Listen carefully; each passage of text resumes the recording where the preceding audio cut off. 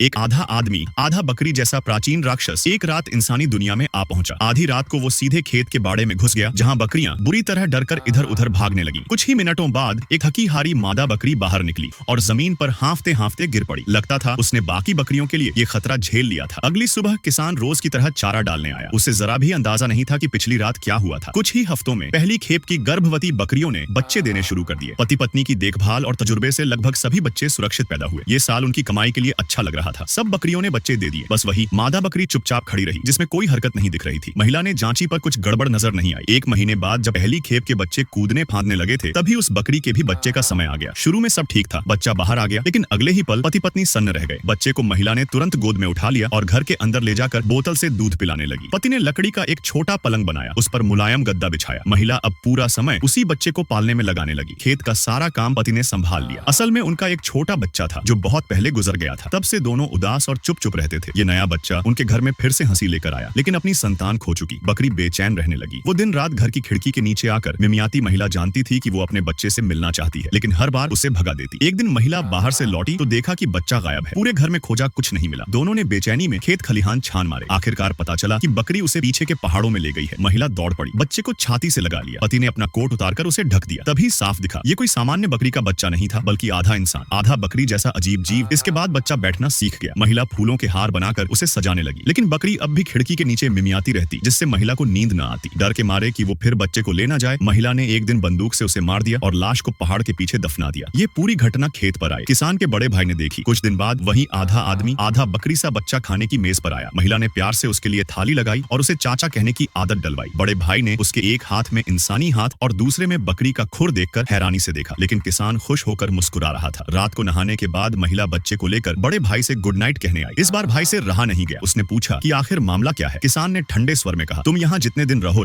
लेकिन हमारी खुशी में दखल मत देना। मजबूरन चुप रहकर भाई खेत का काम करने लगा। एक दिन उसने देखा कि वो अजीब बच्चा इंसानों की तरह खेत में अंदर बाहर घूम रहा है। भाई ने पास की घास तोड़ी, आवाज देकर उसे पास बुलाया और घास उसकी तरफ बढ़ा दी।